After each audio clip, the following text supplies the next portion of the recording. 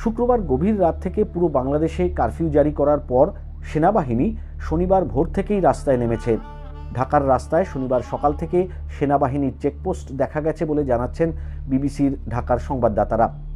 সকাল থেকে ঢাকার বেশিরভাগ রাস্তা ফাঁকা রয়েছে, যানবাহন বা লোক সমাগম দেখা যাচ্ছে না।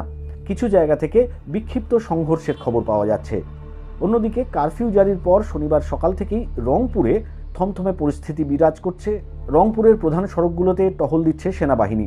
এর মধ্যেও কোনো কোনো স্থানে সহিংসতার খবর পাওয়া যাচ্ছে। শুক্রবার রংপুরে সহিংসতায় 3 জন নিহত হয়েছিলেন। শনিবার সকালে ঢাকা নারায়ণগঞ্জ লিংক রোডের মৌচাক এলাকায় 3টি গাড়িতে আগুন ধরিয়ে দেন বিক্ষোভকারীরা। এর আগে শুক্রবার